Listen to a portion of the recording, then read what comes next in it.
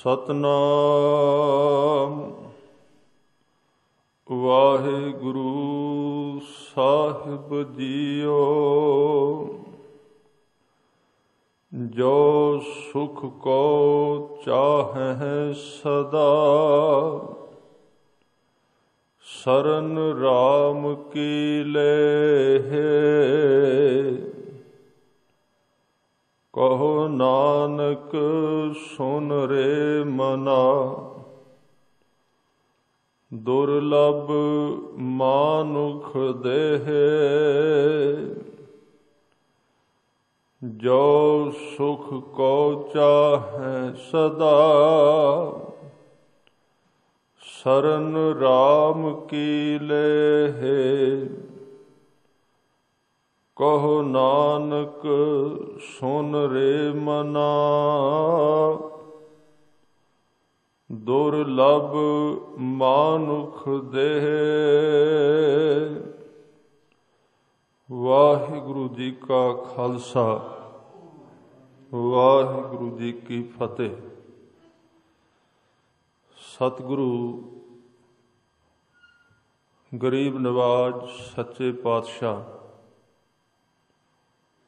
श्री गुरु ग्रंथ साहिब महाराज जी दे चरनां विच सुभाएमान गुरु रूप साध संगत जीओ। आप जी गुरु दरबार विच अमृत वेले दीवान विच हाजरी भर के जीवन सफल कर रहे हो। सतगुरु गुरु तेग बहादुर साहब महाराज सच्चे पातशाह जी दे मुखार बिंद तो उचारण किए हुए पावन पवित्र सलोकां विचों अज दा विचार अधीन एक सलोक आप जी ने सरवण किया है। इस सलोक दे अखरी अर्थ और विस्तार विच अर्थ जानन दा यतन करिए।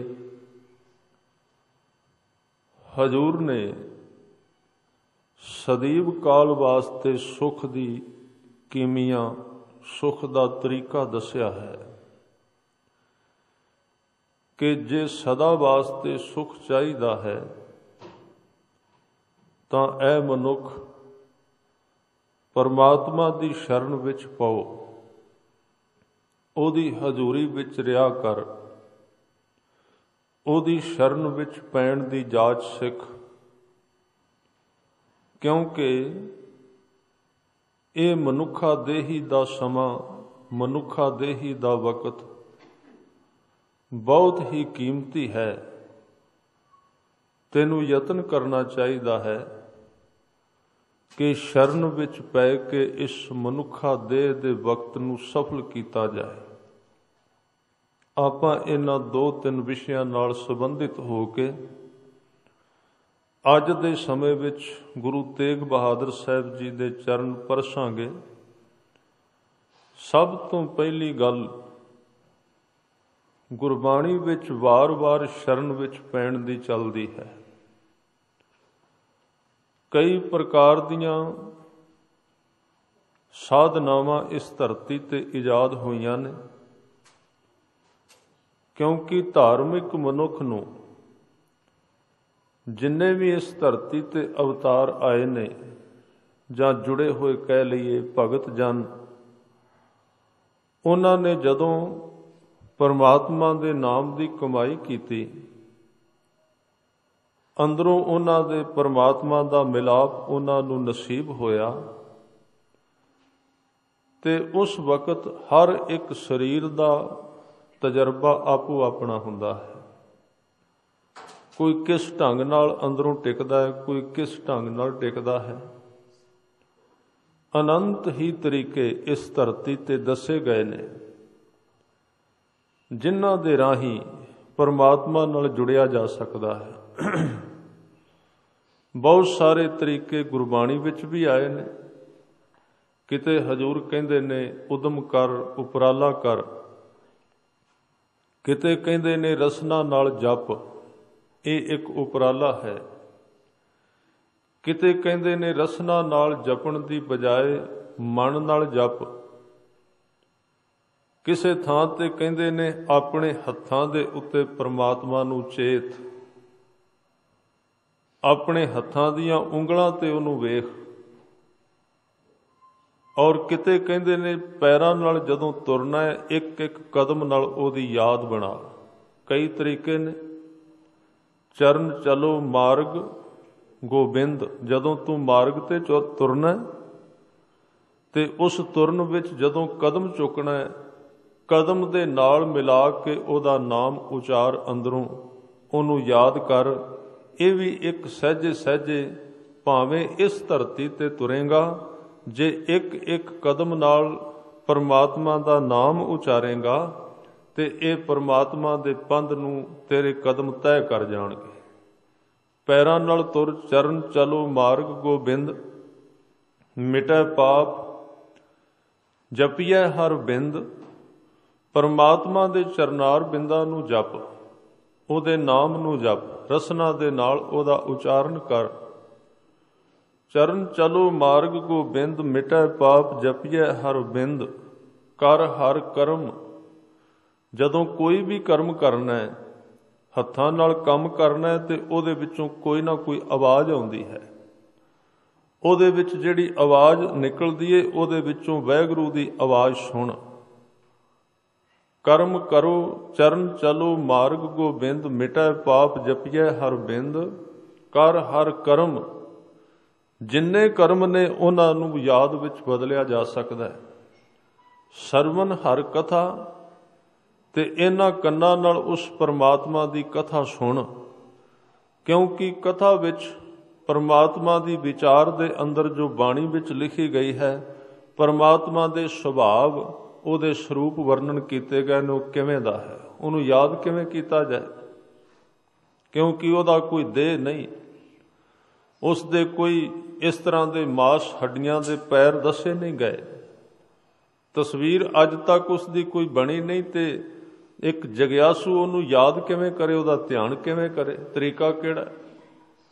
ਤਾਂ ਸਤਿਗੁਰੂ ਨੇ ਕਿਹਾ ਉਹਦੇ ਗੁਣ ਜਿਹੜੇ ਨੇ, ਉਹਦੇ ਸੁਭਾਅ ਤੂੰ ਕੰਨਾਂ ਨਾਲ ਸੁਣ, क्योंकि ਉਹਦੇ ਸੁਭਾਅ ਸੁਣੇਗਾ ਤੇ ਤੇਰੇ ਅੰਦਰ ਉਹਦੇ ਗੁਣ ਸੁਣੇਗਾ, ਤੇਰੇ ਮਨ ਵਿੱਚ ਇੱਕ ਉਹਦੀ ਯਾਦ ਬਣ ਜਾਏਗੀ, ਇੱਕ ਧੁਰਾ ਬਣ ਜਾਏਗਾ।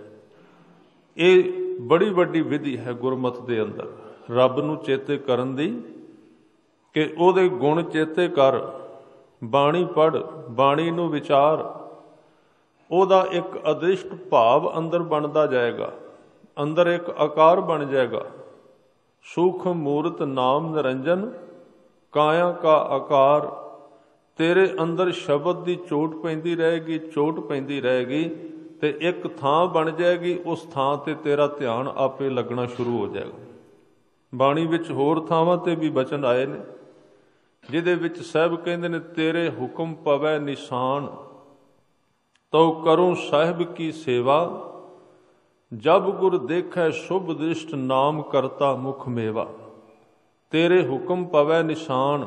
निशान दे की अर्थ ने?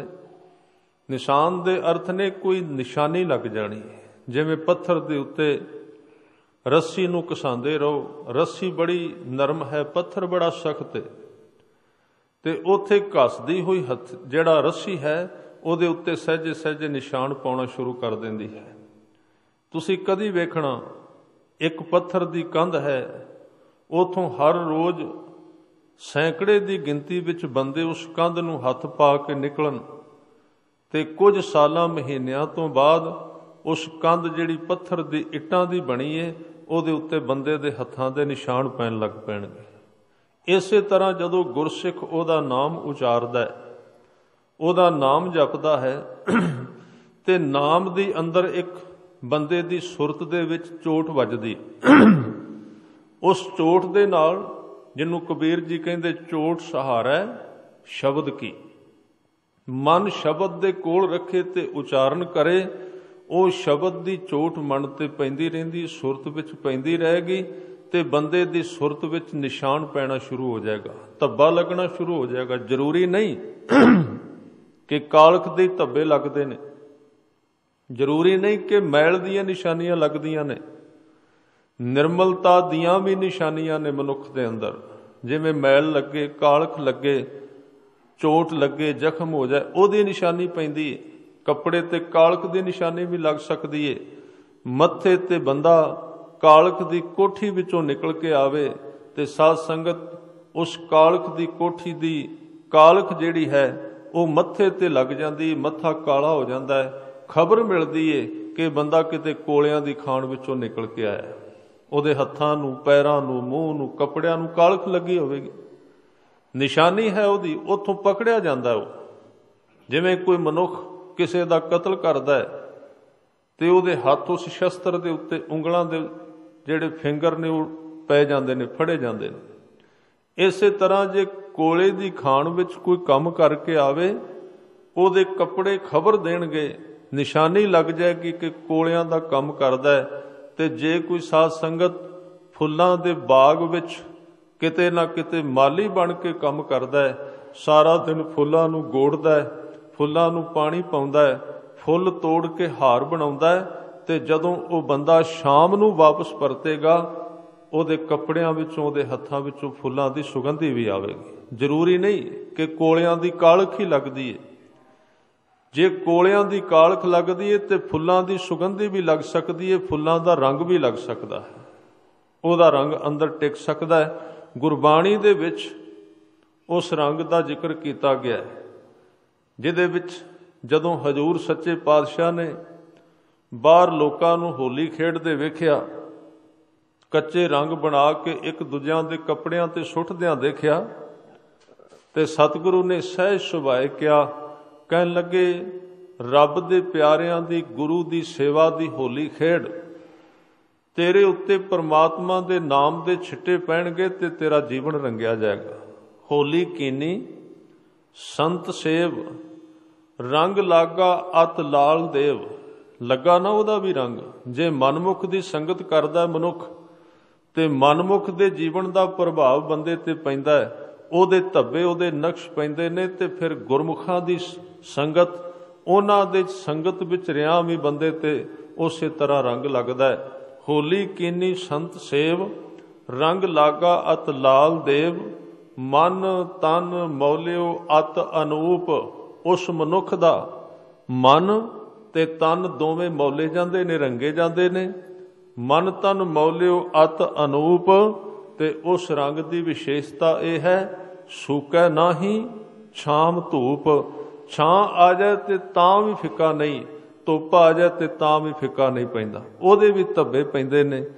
ਹਰ ਇੱਕ ਕੰਮ ਬੰਦੇ ਦੇ ਮਨ ਦੇ ਉੱਤੇ ਸੱਟ ਮਾਰਦਾ ਹੈ, ਨਿਸ਼ਾਨੀਆਂ ਲਾਉਂਦਾ ਹੈ, ਧੱਬੇ ਲਾਉਂਦਾ ਹੈ। ਪਾਪ ਕਰੇਗਾ ਤੇ ਮੱਥੇ ਤੇ ਪਾਪਾਂ ਦੇ ਧੱਬੇ, ਨਾਮ ਜਪੇਗਾ ਤੇ ਨਾਮ ਦਾ ਨਿਸ਼ਾਨ ਲੱਗੇਗਾ। ਹੋਰ ਮੈਂ ਥੋੜੀਆਂ ਜਿਹੀਆਂ ਬੇਨਤੀਆਂ ਗੁਰਬਾਣੀ ਵਿੱਚ ਕਹਿ ਦਿਆਂ।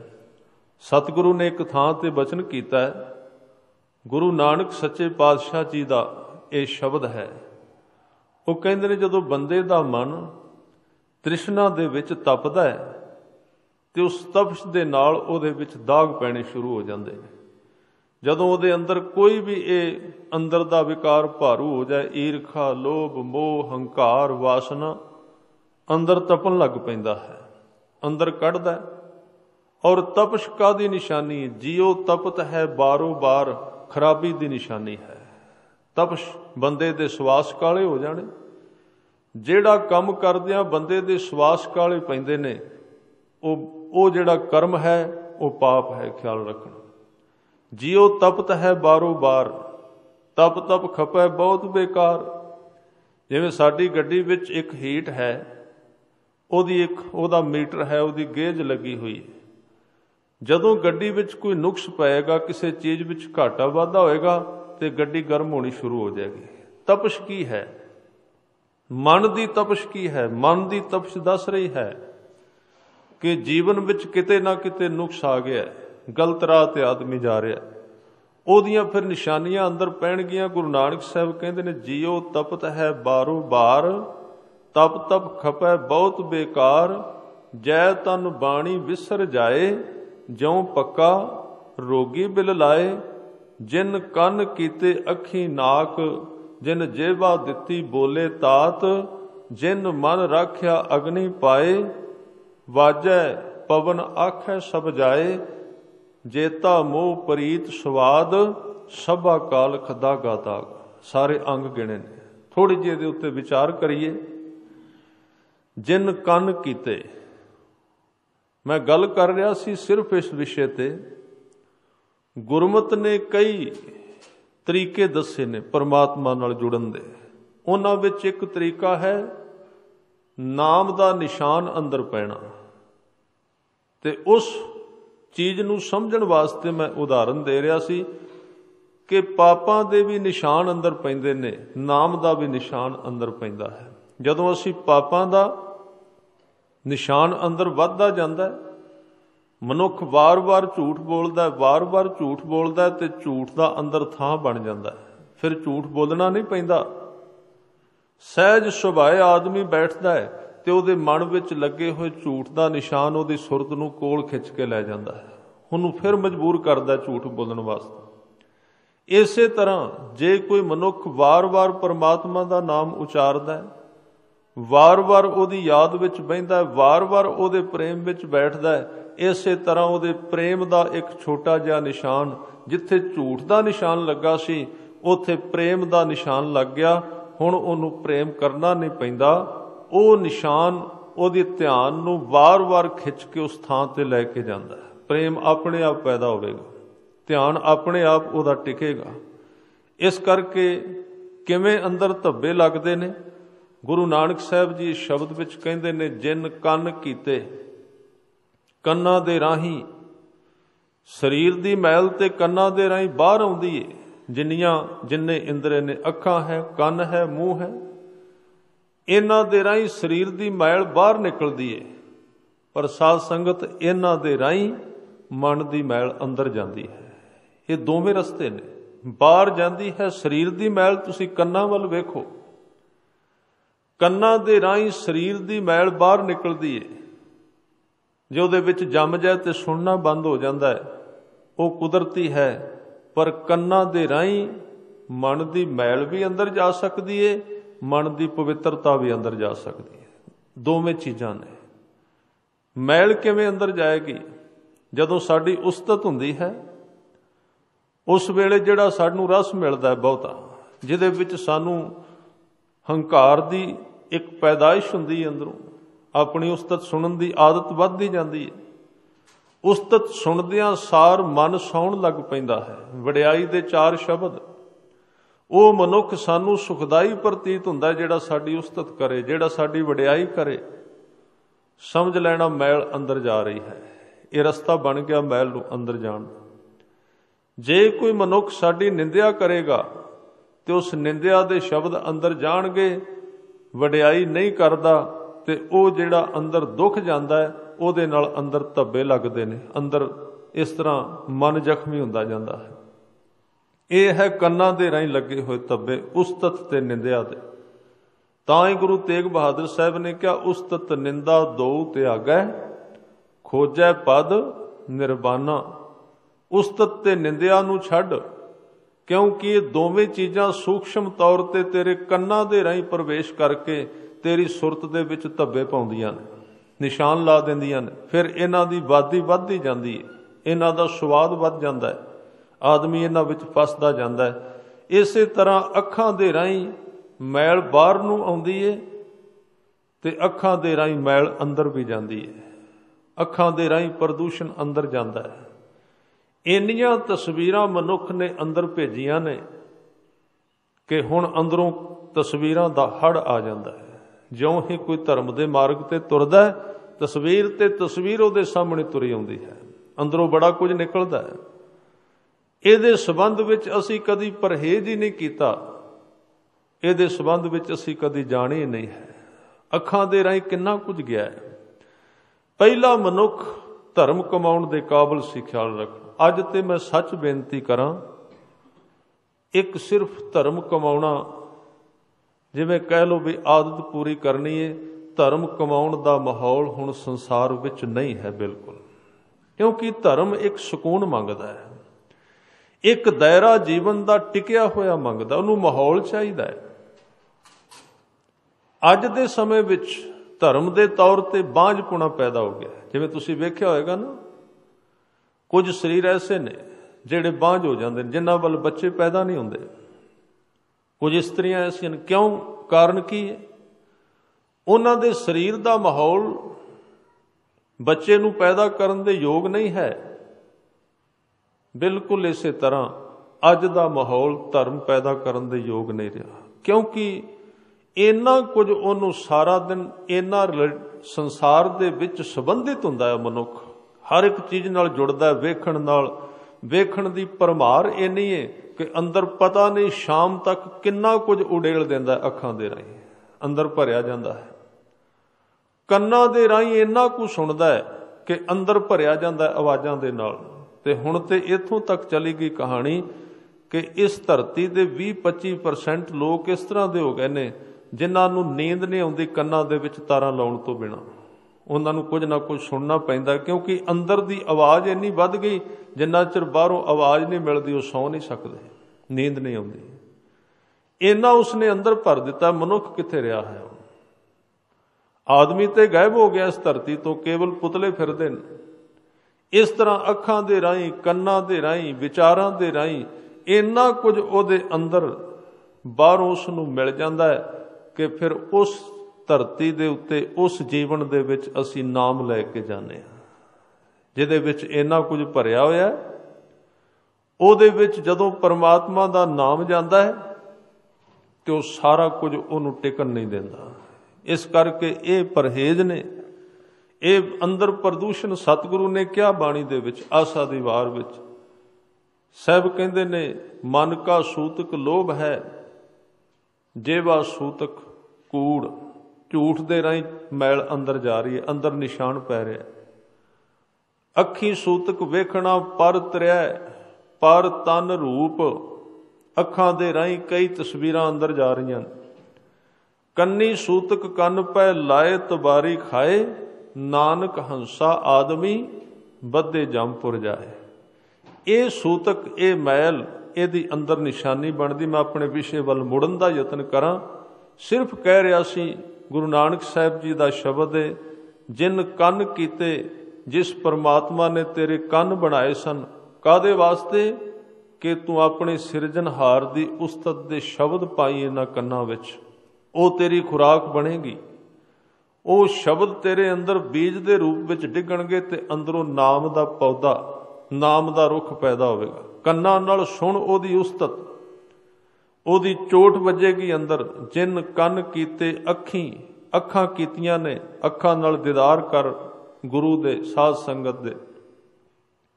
ਅੱਖੀਂ ਨਾਕ, ਨੱਕ ਦਿੱਤਾ ਹੈ, ਤੇ ਨੱਕ ਦੇ ਇੱਥੇ ਅਰਥ ਨੇ ਕੱਲਾ ਸੁੰਘਣਾ ਨਹੀਂ, ਨੱਕ ਦੇ ਅਰਥ ਨੇ ਤੂੰ ਨੱਕ ਰੱਖਣ ਦੇ ਚੱਕਰ ਵਿੱਚ ਨਾ ਪਈ। ਯਾਦ ਰੱਖ, ਨੱਕ ਉਹਨਾਂ ਦਾ ਰਿਹਾ ਜਿਹੜੇ ਪਰਮਾਤਮਾ ਦੇ ਘਰ ਵਿੱਚ ਪ੍ਰਵਾਨ ਹੋ ਗਏ ਨੇ। ਨਹੀਂ ਤੇ ਗੁਰਬਾਣੀ ਵਿੱਚ ਬਚਨ ਆਇਆ, ਬਿਨ ਨਾਵੈ ਨੱਕੀ ਵੱਢੀ ਫਿਰੈ, ਉਹਨਾਂ ਦੇ ਨੱਕ ਵੱਢੇ ਗਏ। ਗੁਰੂ ਤੇਗ ਬਹਾਦਰ ਸਾਹਿਬ ਪਾਤਸ਼ਾਹ ਨੇ ਅਰਦਾਸ ਕੀਤੀ ਪਰਮਾਤਮਾ ਦੇ ਚਰਨਾਂ ਵਿੱਚ, ਸਾਨੂੰ ਸਿਖਾਇਆ ਕਿ ਉਹਦੇ ਚਰਨਾਂ ਵਿੱਚ ਅਰਦਾਸ ਕਰ ਤੇਰੀ ਨੱਕ ਰਹਿ ਜਾਏ। ਬਚਨ ਆਉਂਦਾ ਹੈ ਨਾ ਬਾਣੀ ਵਿੱਚ, ਹਰਜੂ ਰਾਖ ਲਿਹੋ ਪਤ ਮੇਰੀ, ਮੇਰੀ ਪਤ ਰੱਖ, ਮੇਰਾ ਨੱਕ ਰੱਖ ਲੈ। ਹਰਜੂ ਰਾਖ ਲਿਹੋ ਪਤ ਮੇਰੀ, ਜਮ ਕੋ ਤਰਾਸ ਭਇਓ ਉਰ ਅੰਤਰ ਸ਼ਰਨ ਗਹੀ ਕਿਰਪਾ ਨਿਧ ਤੇਰੀ। ਹੋਰ ਬਚਨ ਉਹਨਾਂ ਨੇ ਕੀਤੇ, ਪ੍ਰਾਣੀ ਏਕੋ ਨਾਮ ਧਿਆਵੋ, ਆਪਣੀ ਪਤ ਸੇਤੀ ਘਰ ਜਾਵੋ। ਤੇਰਾ ਨੱਕ ਤਾਂ ਰਹੇਗਾ ਜੇ ਤੂੰ ਉਹਦੇ ਚਰਨਾਂ ਨਾਲ ਜੁੜਿਆ। ਸਰੀਰ ਦਾ ਇੱਕ ਇੱਕ ਅੰਗ ਦੱਸਿਆ ਬਾਣੀ ਵਿੱਚ। ਜਿਨ ਕੰਨ ਕੀਤੇ ਅੱਖੀਂ ਨਾਕ, ਜਿਨ ਦੇ ਜੇਵਾ ਦਿੱਤੀ, ਉਹਨੇ ਤੈਨੂੰ ਰਸਨਾ ਵੀ ਦਿੱਤੀ ਹੈ।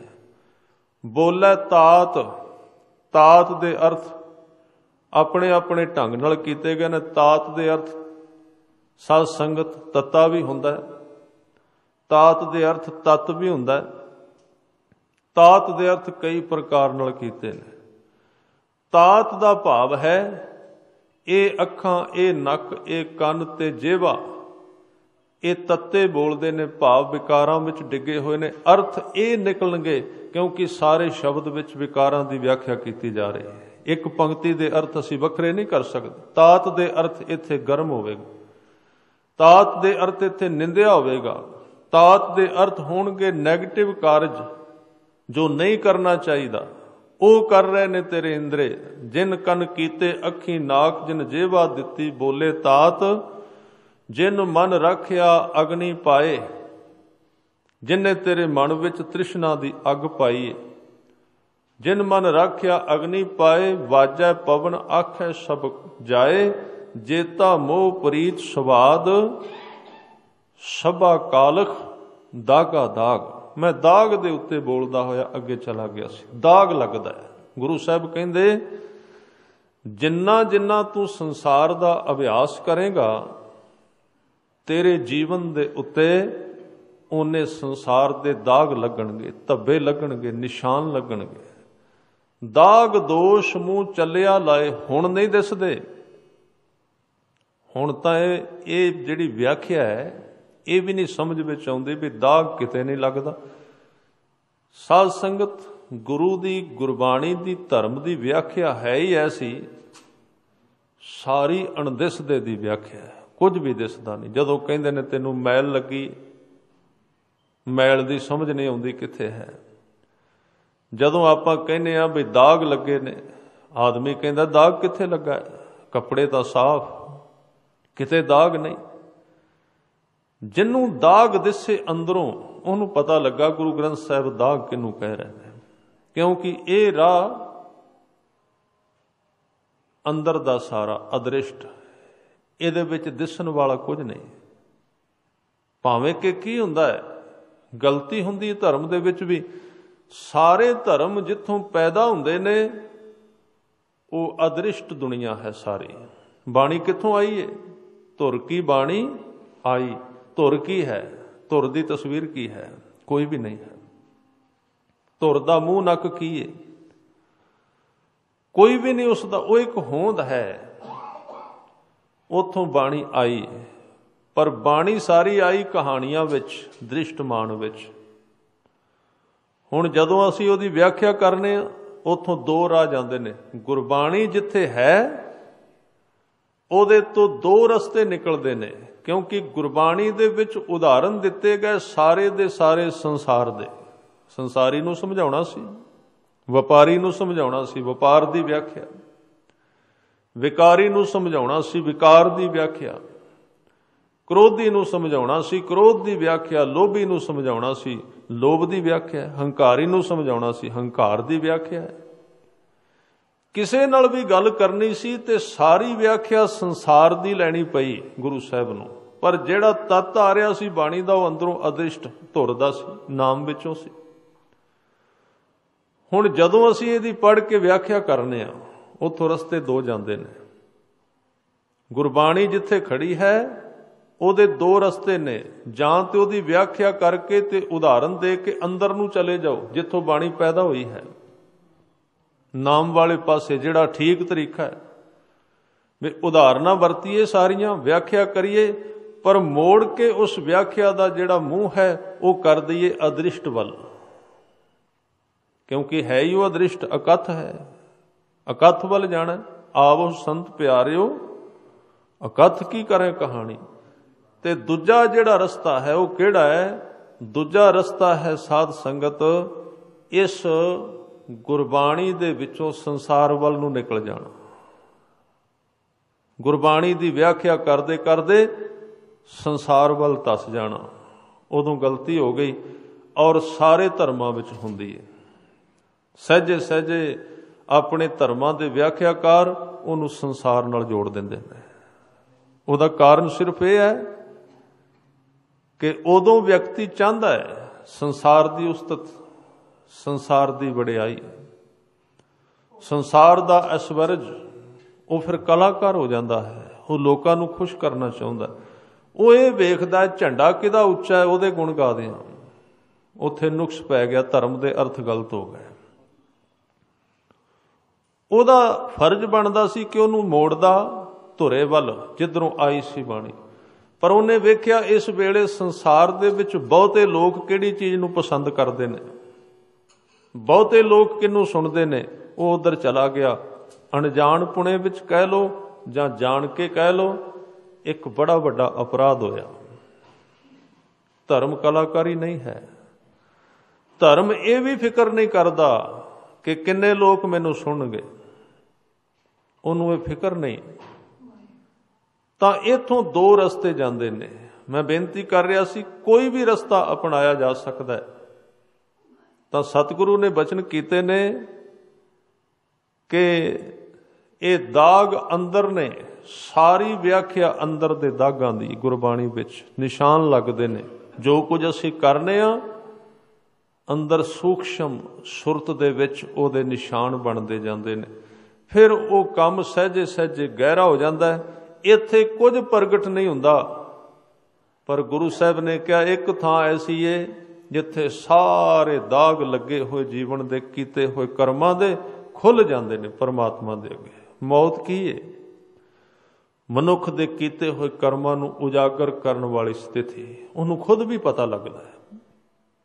मौत दे अर्थ ने कि जो कुछ असीं हुण तक कीता है उजागर हो गया, प्रगट हो गया। रब दे सामने तो होना ही है, मनुख दे अपने भी सामने हुंदा है। मौत दे नेड़े जाके आदमी झुकदा है जे थोड़ा जिहा भी अवेयर होवे, नहीं तो घट्टो घट जदों मौत आउंदी है 2-4 मिनट पहलां ते सारे जिहड़े उन्हें किसी नूं दुख दिता उहदे सारे अगों दी गुजरदे ने। इहनूं भी नहीं सी कहना, इहनूं भी नहीं सी करना, उजागर हो गए पाप सारे। पर जदों अगे गया गुरु साहब कहंदे दाग दोष मूँह चलिया लाए। मूँह दे उत्ते दाग लगे सन जिहड़े कर्म जिवें दे सन। ये नहीं कि माड़े ही सन, जिन्हां दे चंगे सन उन्हां नूं चंगे भी लगे सन। जिन्हां ने दोष कीते उन्हां नूं दोष दे दाग लगे।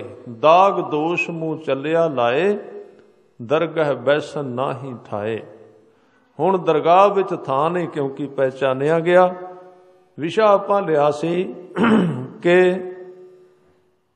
अंदर जिवें दाग लगदा पाप दा, इस तरह दाग लगदा नाम दा।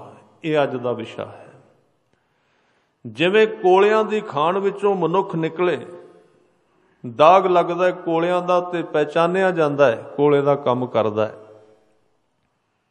जे कोई मनुख निकले मिट्टी दा काम करके, लगी हुई मिट्टी खबर दे दिंदी मिट्टी दा काम करके आया है।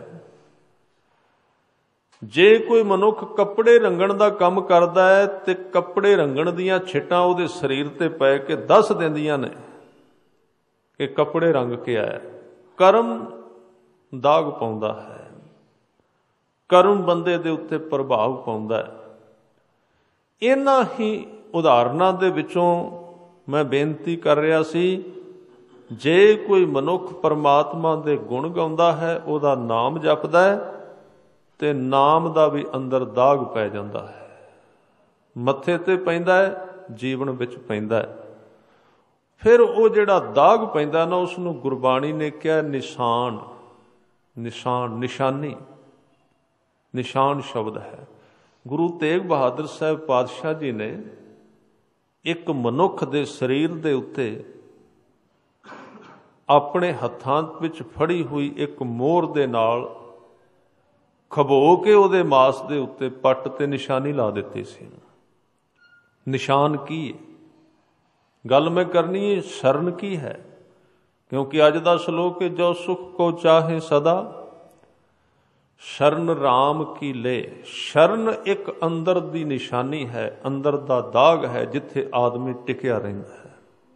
वो तां बनदा है जे मनुख गुरु दे हुक्म विच जप करे, तप करे, सेवा करे, वो अंदर बन जांदा। गुरु तेग बहादुर साहब दे हत्थां विच एक मोहर है। बैठे ने दरबार विच, एक व्यक्ति आउंदा, धनवान है, राजा है, नाल उहदे परिवार होएगा 50 साल की उम्र के करीब।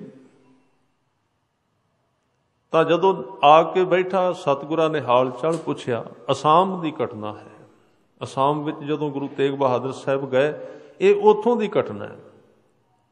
इहदा नाम सी राम, राजा राम इसदा नाम सी।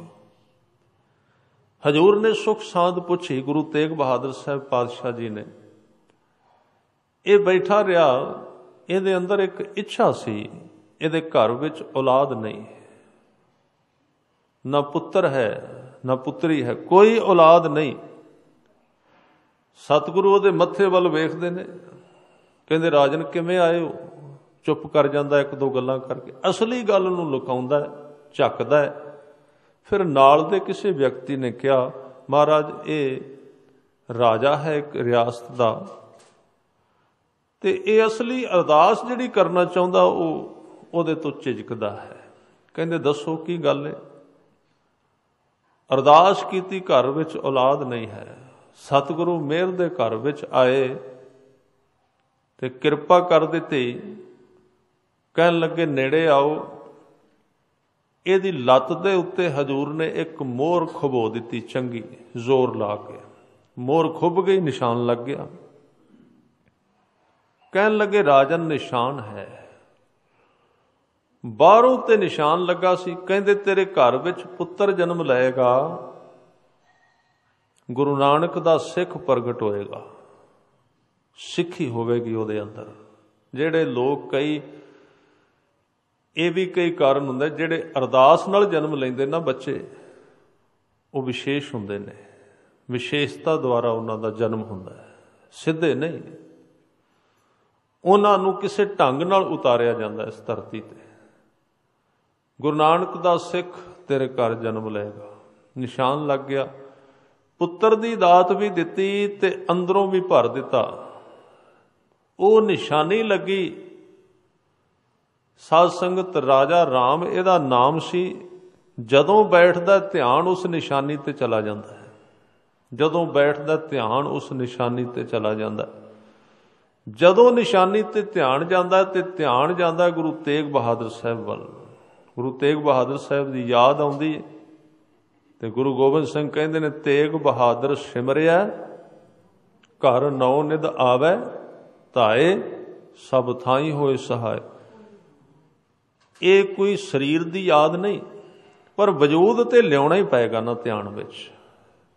ਇਹ ਖਿਆਲ ਰੱਖਣਾ। ਸ਼ਬਦ ਨੂੰ ਗੁਰੂ ਕਿਹਾ ਹੈ, ਪਰ ਕਿਹੜੀਆਂ ਦੇਹਾਂ ਨੇ ਜਿਨ੍ਹਾਂ ਰਾਹੀਂ ਸ਼ਬਦ ਪ੍ਰਗਟ ਹੋਇਆ। ਰਾਜਾ ਰਾਮ ਨੂੰ ਨਿਸ਼ਾਨੀ ਲਾਈ, ਨਿਸ਼ਾਨੀ ਗੁਰੂ ਦੀ ਯਾਦ ਦਿਵਾਉਂਦੀ।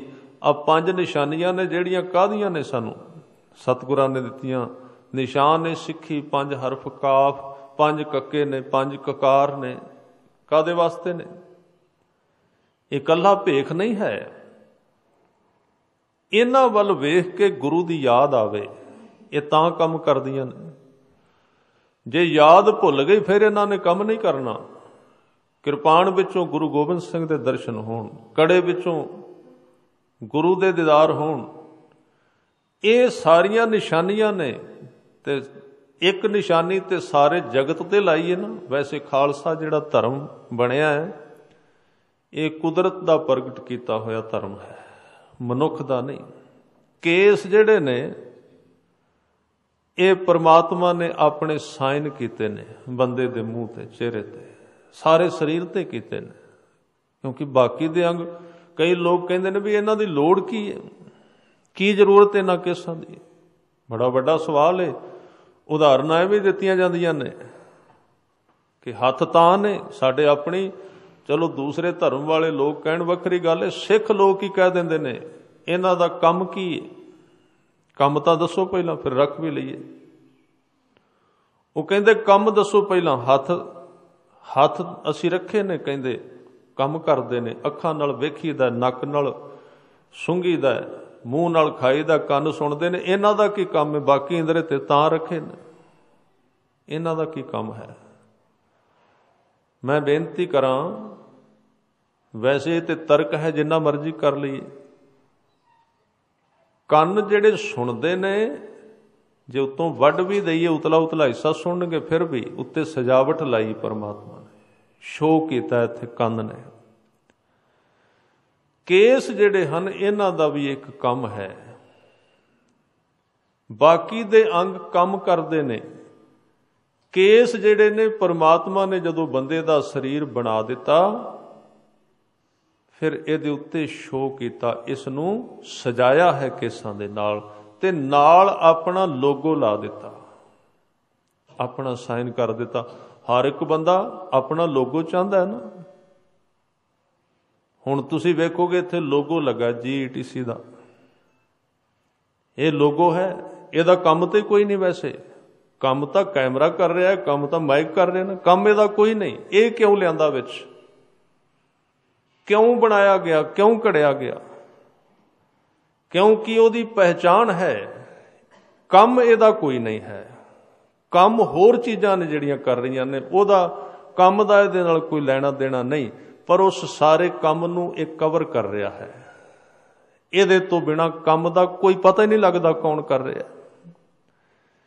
ਕੇਸ ਲੋਗੋ ਹੈ ਪਰਮਾਤਮਾ ਦਾ, ਉਹਨੇ ਸਾਰੇ ਮਨੁੱਖਾਂ ਦੇ ਉੱਤੇ ਲਾਇਆ ਕਿ ਮੇਰੇ ਨੇ, ਮੈਂ ਇਹਨਾਂ ਨੂੰ ਬਣਾਇਆ ਹੈ। ਇਹ ਉਹਦੇ ਸਾਈਨ ਨੇ, ਉਹਨੇ ਆਪਣੇ ਹਸਤਾਖਰ ਕੀਤੇ ਨੇ। ਔਰ ਇੱਕ ਇਹ ਵੀ ਖਿਆਲ ਰੱਖਣਾ, ਬੰਦਾ 1 ਮਹੀਨੇ ਬਾਅਦ ਜਾਂਦਾ ਹੈ ਉਸ ਤਰ੍ਹਾਂ ਲੈ ਕੇ ਕਹਿੰਦਾ ਵੀ ਮੈਂ ਉਹਦੇ ਸਾਈਨ ਮਿਟਾ ਦਿਆਂ, ਉਹ ਫਿਰ ਪ੍ਰਗਟ ਹੋ ਜਾਂਦੇ ਨੇ। ਫਿਰ ਉਹਨੂੰ ਕਹਿੰਦੇ ਵੀ ਨਹੀਂ, ਮੈਂ ਤੈਨੂੰ ਬਣਾਇਆ ਸਾਈਨ। ਫਿਰ ਕਿਉਂਕਿ ਪਰਮਾਤਮਾ ਆਪ ਵੀ ਅਮਿਟ ਹੈ, ਉਹਨੂੰ ਕੋਈ ਮਿਟਾ ਨਹੀਂ ਸਕਦਾ, ਉਹਦੇ ਸਾਈਨ ਵੀ ਅਮਿਟ ਨੇ। ਜਿੰਨਾ ਚਿਰ ਸਰੀਰ ਰਹੇਗਾ ਨਹੀਂ ਮਿਟਣਗੇ, ਬਿਲਕੁਲ ਆਉਂਦੇ ਰਹਿਣਗੇ। ਜਿੰਨੇ ਮਰਜ਼ੀ ਕੱਟੋ ਫਿਰ ਪੈਦਾ ਕਰ ਦੇਗਾ, ਫਿਰ ਖਬਰ ਦੇਗਾ ਕਿ ਮੈਂ ਤੁਹਾਨੂੰ ਬਣਾਇਆ ਹੈ। ਹੁਣ ਤਾਂ ਇੱਥੋਂ ਤੱਕ ਵੀ ਖੋਜ ਚਲੀ ਗਈ ਹੈ ਕੇਸਾਂ ਬਾਰੇ। ਅਮਰੀਕਾ ਦੇ ਵਿੱਚ ਇਹ ਖੋਜ ਹੋਈ ਹੈ, ਹੋਰ ਪ੍ਰਗਟ ਹੋ ਜਾਏਗੀ, ਸਾਹਮਣੇ ਆ ਜਾਏਗੀ। ਇਹ ਇੱਕ ਸ਼ੁਰੂਆਤ ਹੋ ਗਈ ਹੈ ਕਿ ਮੈਡੀਕਲ ਕੇਸਾਂ ਨੂੰ ਜ਼ਰੂਰੀ ਕਹਿਣਾ ਸ਼ੁਰੂ ਕਰ ਦੇਗਾ। ਮੈਡੀਕਲ ਸਾਇੰਸ ਜਿਹੜੀ ਮੰਨਣਗੇ ਉਹ। ਮੈਂ ਕਿਤੋਂ ਸੁਣਿਆ ਹੋਰ ਉਹਦੇ ਉੱਤੇ ਖੋਜ ਹੋ ਰਹੀ ਹੈ ਕਿ ਆਉਣ ਵਾਲੇ ਸਮੇਂ ਵਿੱਚ ਕੁਝ ਰੋਗ ਐਸੇ ਪੈਦਾ ਹੋਣਗੇ ਇਸ ਧਰਤੀ ਤੇ, ਉਹਨਾਂ ਦੀ ਦਵਾਈ ਤਾਂ ਕੰਮ ਕਰੇਗੀ, ਡਾਕਟਰ ਕਹੇਗਾ ਪਹਿਲਾਂ ਕੇਸ ਰੱਖੋ, ਨਹੀਂ ਤੇ ਇਸ ਦਵਾਈ ਨੇ ਕੰਮ ਨਹੀਂ ਕਰਨਾ। ਉਹਨਾਂ ਦੀ ਦਵਾਈ ਲੱਗੇਗੀ ਨਹੀਂ। ਪਰਹੇਜ਼ ਨਾਲ ਇਹ ਹੋਵੇਗਾ ਸਾਇੰਸ ਦਾ ਕਿ ਕੇਸ ਰੱਖਣੇ ਪੈਣਗੇ ਤੁਹਾਨੂੰ, ਤਾਂ ਇਹ ਦਵਾਈ ਕੰਮ ਕਰੇਗੀ। ਉਸ ਦਿਨ ਅਸੀਂ ਕਵਾਂਗੇ ਵੀ ਗੁਰੂ ਗੋਬਿੰਦ ਸਿੰਘ ਬੜੇ ਵੱਡੇ ਵਿਗਿਆਨਕ ਸਨ, ਕਿਉਂਕਿ ਸਾਨੂੰ ਗੁਰੂ ਤੇ ਭਰੋਸਾ ਘੱਟ ਹੈ, ਵਿਗਿਆਨਕਾਂ ਤੇ ਜ਼ਿਆਦਾ ਹੈ। ਸਮਾਂ ਖਰਾਬ ਨਹੀਂ ਕਰਨਾ ਚਾਹੀਦਾ। ਇਸ ਚੀਜ਼ ਨੂੰ ਸਿੱਧ ਹੁੰਦਿਆਂ ਅਜੇ ਵੀ 100 ਸਾਲ ਲੱਗ ਸਕਦਾ ਹੈ, 50 ਲੱਗ ਸਕਦੇ ਨੇ। ਇਸ ਲਈ ਆਉਣ ਵਾਲੇ ਸਮੇਂ ਵਿੱਚ ਵੈਸੇ ਧਰਮ ਵਿਗਿਆਨਕ ਨਹੀਂ ਹੁੰਦਾ, ਸਭ ਤੋਂ ਵੱਡਾ ਵਿਗਿਆਨ ਹੋਵੇਗਾ ਇਸ ਧਰਤੀ ਦਾ ਗੁਰੂ ਗ੍ਰੰਥ ਸਾਹਿਬ ਔਰ ਗੁਰੂ ਗੋਬਿੰਦ ਸਿੰਘ ਪਾਤਸ਼ਾਹ ਦੁਆਰਾ ਦਿੱਤੀਆਂ ਹੋਈਆਂ ਰਹਿਤਾਂ ਵਿਗਿਆਨਕ ਹੋ ਜਾਣਗੀਆਂ। ਬਿਲਕੁਲ 3 ਤੇ ਪ੍ਰਮਾਣਿਤ ਹੋ ਚੁੱਕੀਆਂ ਨੇ, 4 ਬਜਰਕ ਰਹਿਤਾਂ ਵਿੱਚ। ਤੰਬਾਕੂ ਵੀ ਹੋ ਚੁੱਕਾ ਹੈ, ਮਾਸ ਦੇ ਸੰਬੰਧ ਵਿੱਚ ਵੀ ਖੋਜ ਹੋ ਚੁੱਕੀ ਹੈ, ਔਰ ਜਿਹੜਾ ਇਹ ਪਰਤਨਗਾਮੀ ਇਹ ਵੀ ਖੋਜ ਹੋ ਚੁੱਕਾ ਹੈ, ਏਡਜ਼ ਦੀ ਬਿਮਾਰੀ ਹੈ। ਤਾਂ ਕੇਸ ਵੀ ਪ੍ਰਮਾਣਿਤ ਹੋ ਜਾਣਗੇ। ਸੰਸਾਰ ਨੂੰ ਮੰਨਣਾ ਹੀ ਪਏਗਾ ਕਿ ਇਹ ਧਰਮ ਬਿਲਕੁਲ ਕੁਦਰਤੀ ਹੈ, ਨੇਚਰਲੀ ਹੈ, ਨਵਾਂ ਹੈ ਔਰ ਸਦੀਵ ਕਾਲ ਹੈ। ਪਰਮਾਤਮਾ ਨੇ ਇਸੇ ਨੂੰ ਪ੍ਰਵਾਨਗੀ ਦਿੱਤੀ ਹੋਈ ਹੈ। ਤਾਂ ਇਹ ਨਿਸ਼ਾਨੀ ਤੋਂ ਯਾਦ ਆਉਂਦਾ, ਗੁਰੂ ਦੀ ਯਾਦ ਆਉਂਦੀ ਹੈ। ਸਿੱਖ ਵੱਲ ਵੇਖੀਏ ਤੇ ਗੁਰੂ ਦੀ ਯਾਦ ਆਵੇ ਜਾਂ ਪਰਮਾਤਮਾ ਦੀ ਯਾਦ ਆਵੇ। ਤਾਂ ਇਸ ਤਰ੍ਹਾਂ ਇਹ ਨਿਸ਼ਾਨੀ ਲਾਈ ਗੁਰੂ ਤੇਗ ਬਹਾਦਰ ਸਾਹਿਬ ਨੇ। ਹੁਣ ਉਹ ਰਾਜਾ ਰਾਮ ਜਦੋਂ ਬੈਠਦਾ ਹੈ ਧਿਆਨ ਨਿਸ਼ਾਨੀ ਤੇ ਜਾਂਦਾ ਤੇ ਅੰਦਰ ਟਿਕ ਜਾਂਦਾ ਹੈ, ਗੁਰੂ ਤੇਗ ਬਹਾਦਰ ਸਾਹਿਬ ਜੀ ਦੀ ਸ਼ਰਨ ਵਿੱਚ ਚਲਾ ਜਾਂਦਾ ਹੈ। ਫਿਰ ਬਾਅਦ ਵਿੱਚ ਇਹਦੇ ਘਰ ਪੁੱਤਰ ਨੇ ਜਨਮ ਲਿਆ। ਉਧਰੋਂ ਗੁਰੂ ਗੋਬਿੰਦ ਸਿੰਘ ਜੀ ਦਾ ਜਨਮ ਹੋਇਆ ਪਟਨਾ ਸਾਹਿਬ ਵਿੱਚ, ਤੇ ਇਹਦਾ ਪੁੱਤਰ ਸੀ ਰਤਨ ਰਾਏ, ਉਹਦਾ ਨਾਮ ਰੱਖਿਆ ਰਤਨ ਰਾਏ।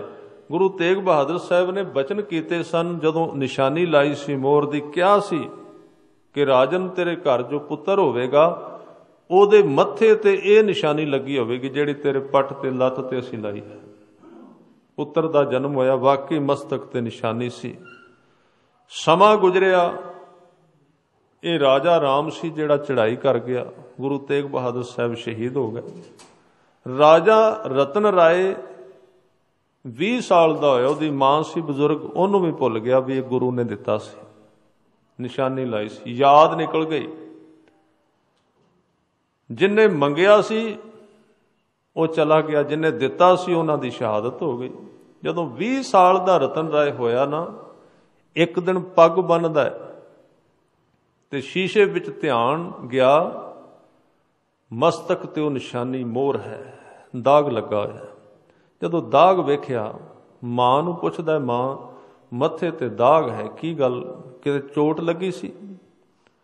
ਮਾਂ ਨੂੰ ਚੇਤਾ ਆ ਗਿਆ, ਕਿਉਂਕਿ ਬੰਦੇ ਦਾ ਮਨ ਸੱਚ ਹੈ ਸਾਧ ਸੰਗਤ, ਲੈਣ ਲੱਗਿਆਂ ਹੋਰ ਹੁੰਦਾ ਹੈ, ਪ੍ਰਾਪਤ ਕਰਨ ਤੋਂ ਬਾਅਦ ਬੜੀ ਜਲਦੀ ਚੇਂਜ ਹੁੰਦਾ। ਕੁਦਰਤੀ ਹੈ ਇਹਦਾ ਮਨ, ਥੋੜੇ ਚਿਰ ਬਾਅਦ ਬਦਲ ਜਾਏਗਾ। ਜਿੰਨਾ ਚਿਰ ਨਹੀਂ ਉਹਨਾਂ ਚਿਰ ਸਥਿਤੀ ਹੋਰ ਰਹੇਗੀ। ਜਦੋਂ ਮਿਲਦਾ ਇਹਦਾ ਸੁਭਾਅ ਹੈ, ਉਹ ਸਮਝਦਾ ਮੇਰੇ ਕਰਕੇ ਮਿਲਿਆ ਹੈ, ਜਦੋਂ ਨਹੀਂ ਸੀ ਉਦੋਂ ਮੰਗਦਾ ਹੈ।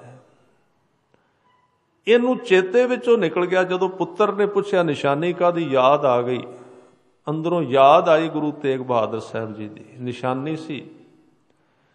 ਜਦੋਂ ਯਾਦ ਆਈ, ਅੱਜ ਲੋਕ ਕਹਿੰਦੇ ਨੇ, ਅਸੀਂ ਸਾਡੇ ਵਿੱਚ ਸਿੱਖ ਲੋਕ ਹੀ ਕਹਿ ਰਹੇ ਨੇ, ਕੇਸ ਰੱਖਣ ਤੋਂ ਬਿਨਾਂ ਹੀ ਅਸੀਂ ਸਹਿਜਧਾਰੀ ਸਿੱਖ ਬਣ ਗਏ।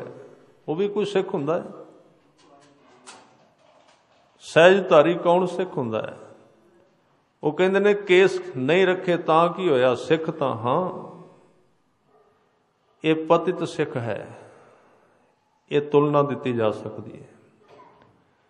ਕੇਸ ਹੋਣ ਤੇ ਯਾਦ ਬਣੀ ਰਹੇ 10 ਪਾਤਸ਼ਾਹੀਆਂ ਦੀ, ਗੁਰੂ ਗ੍ਰੰਥ ਸਾਹਿਬ ਪਾਤਸ਼ਾਹ ਜੀ ਦੀ। ਕੇਸ ਹੀ ਚਲੇ ਗਏ, ਸਰੂਪ ਹੀ ਚਲਾ ਗਿਆ, ਤੇ ਕਿੱਥੋਂ ਰਹੇਗੀ ਨਿਸ਼ਾਨੀ?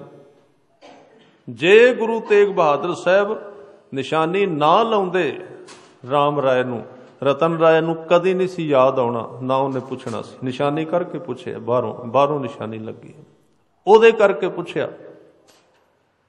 ਪੁੱਛ ਲਿਆ ਇਹ ਕੀ ਹੈ? ਮਾਂ ਨੇ ਕਿਹਾ ਬੇਟਾ ਇਹ ਸੱਟ ਨਹੀਂ ਲੱਗੀ, ਇਹ ਸੰਸਾਰ ਦੀ ਨਿਸ਼ਾਨੀ ਨਹੀਂ, ਇਹ ਗੁਰੂ ਨਾਨਕ ਦੇ ਘਰ ਦੀ ਨਿਸ਼ਾਨੀ ਤੇਰੇ ਮੱਥੇ ਤੇ ਲੱਗੀ, ਗੁਰੂ ਤੇਗ ਬਹਾਦਰ ਸਾਹਿਬ ਦੇ ਹੱਥਾਂ ਦਾ ਛੋਹ ਲੱਗੀ ਹੈ ਤੈਨੂੰ।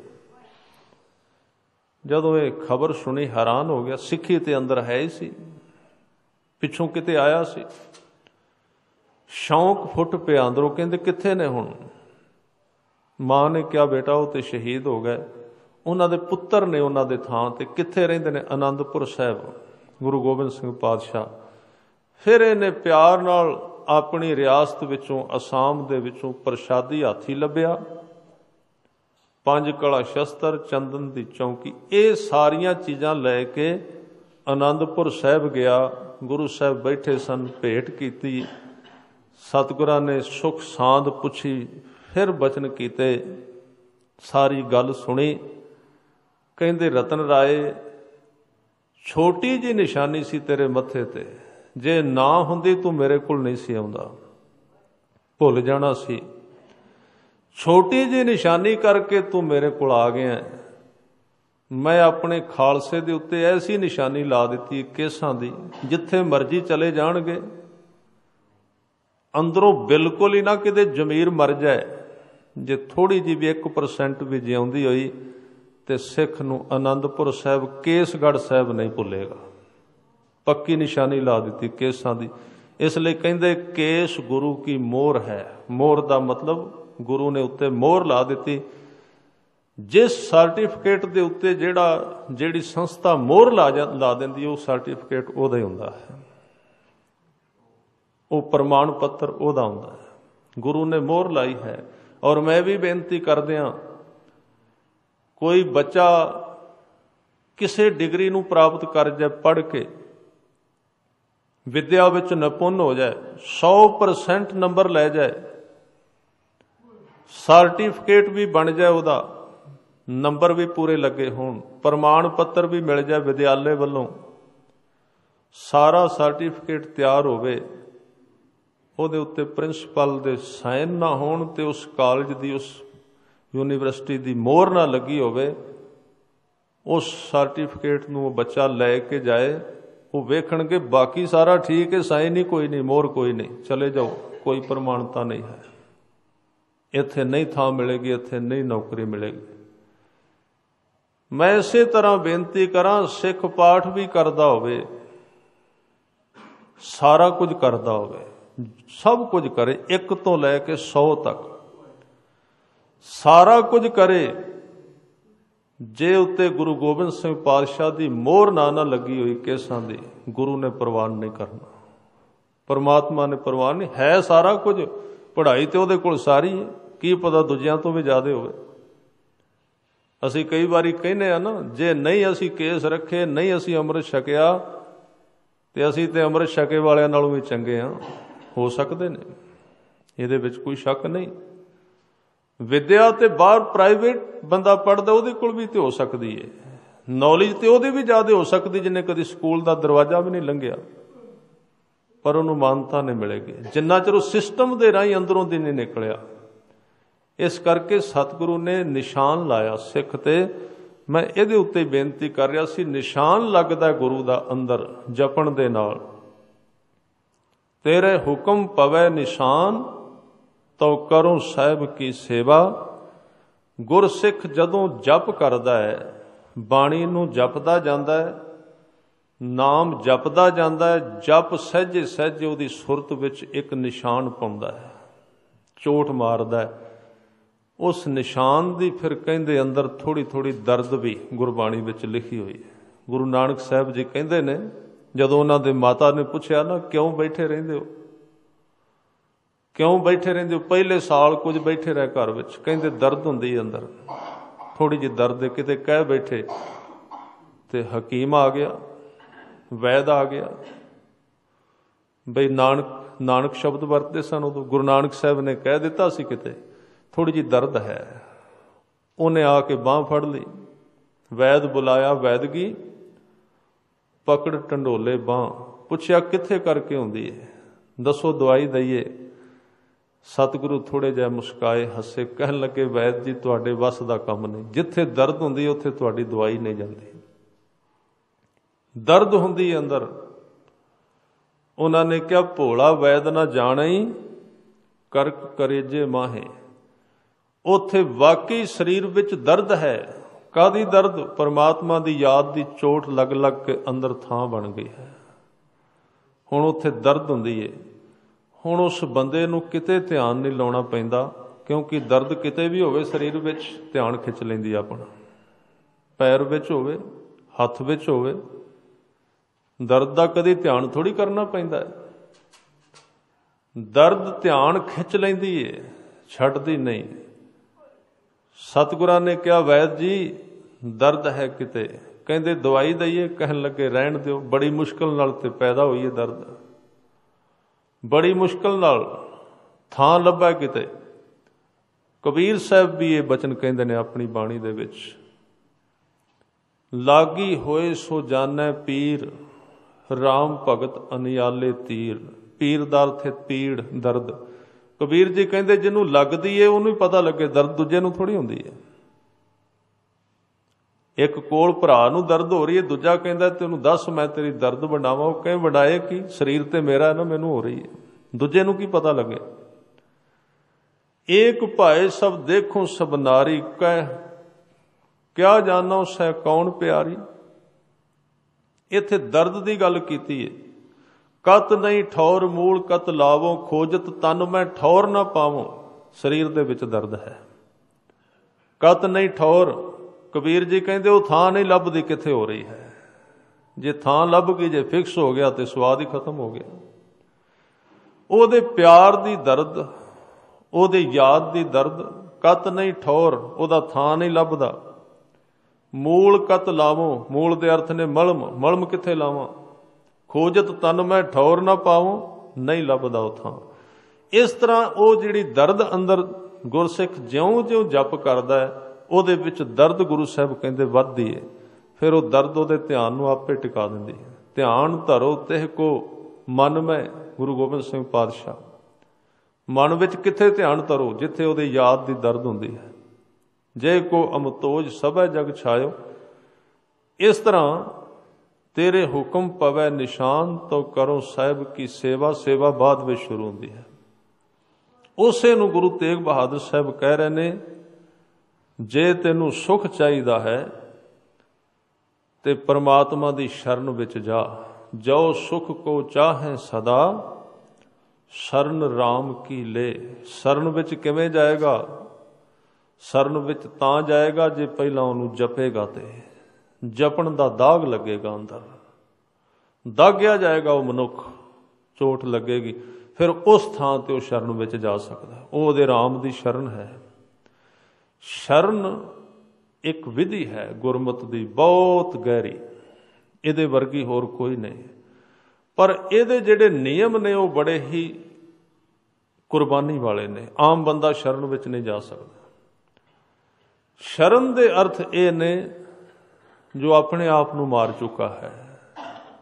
ਜੇ ਉਹਦੇ ਵਿੱਚ ਲੇਸ ਮਾਤਰ ਵੀ ਚਿੰਤਾ ਰਹਿ ਗਈ ਨਾ ਵੀ ਜਿਹਦੇ ਕੋਲ ਮੈਂ ਸ਼ਰਨ ਵਿੱਚ ਪਿਆ ਉਹ ਰੱਖੇ ਕਿ ਨਾ ਰੱਖੇ, ਸ਼ਰਨ ਦਾ ਨਿਯਮ ਭੰਗ ਹੋ ਜਾਂਦਾ ਹੈ। ਸ਼ਰਨ ਕਹਿਣਾ ਸੌਖਾ ਹੈ ਜੀ, ਸ਼ਰਨ ਆ ਗਿਆ ਗੁਰੂ ਦੀ, ਇਹ ਗੱਲ ਹੋਰ ਹੈ। ਸ਼ਰਨ ਆਉਣਾ ਮਰਜੀਵੜੇ ਦਾ ਨਿਯਮ ਹੈ, ਹੋਰ ਕੋਈ ਨਹੀਂ। ਮਰਜੀਵੜਾ ਹੀ ਸ਼ਰਨ ਵਿੱਚ ਆ ਸਕਦਾ ਹੈ, ਦੂਸਰਾ ਨਹੀਂ। ਮਰਜੀਵੜੇ ਤੋਂ ਬਿਨਾਂ ਸ਼ਰਨ ਵਿੱਚ ਨਹੀਂ। ਮਰਜੀਵੜੇ ਦਾ ਮਤਲਬ ਜਿਹਦਾ ਮਰਨਾ ਤੇ ਜੀਵਣਾ ਇੱਕੋ ਹੀ ਹੋ ਗਿਆ, ਨਾ ਉਹਨੂੰ ਜੀਵਨ ਨਾਲ ਸਨੇਹ ਨਾ ਮੌਤ ਤੋਂ ਡਰ ਹੈ। ਉਹ ਮਨੁੱਖ ਸ਼ਰਨ ਵਿੱਚ ਆ ਸਕਦਾ ਹੈ। ਤੇ ਜਦੋਂ ਕੋਈ ਇਸ ਤਰ੍ਹਾਂ ਸ਼ਰਨ ਵਿੱਚ ਆਉਂਦਾ ਹੈ ਉਸ ਵੇਲੇ ਫਿਰ ਉਹ ਪਰਮਾਤਮਾ ਉਹਦੀ ਰਕਸ਼ਾ ਕਰਦਾ, ਰਾਖੀ ਕਰਦਾ, ਫਿਰ ਉਹਨੂੰ ਸਾਰੇ ਸੁੱਖ ਪ੍ਰਦਾਨ ਕਰਦਾ ਹੈ। ਗੁਰੂ ਤੇਗ ਬਹਾਦਰ ਸਾਹਿਬ ਪਾਤਸ਼ਾਹ ਕਹਿੰਦੇ, ਜੋ ਸੁਖ ਕੋ ਚਾਹੈ ਸਦਾ ਸ਼ਰਨ ਰਾਮ ਕੀ ਲੇਹ। ਸਦਾ ਸੁਖ, ਸੁੱਖਾਂ ਦੀ ਉਮਰ ਹੁੰਦੀ, ਕੋਈ ਇੱਕ ਦਿਨ ਦਾ, ਕੋਈ 2 ਦਿਨ ਦਾ। ਆਪਣੇ ਸਮੇਂ ਨਾਲ ਸਾਰੇ ਮਰਦੇ ਨੇ, ਪਰ ਜੇ ਸਦੀਵ ਸੁਖ ਚਾਹੀਦਾ ਕਹਿੰਦੇ ਵਾਹਿਗੁਰੂ ਦੀ ਸ਼ਰਨ ਵਿੱਚ ਪੈ।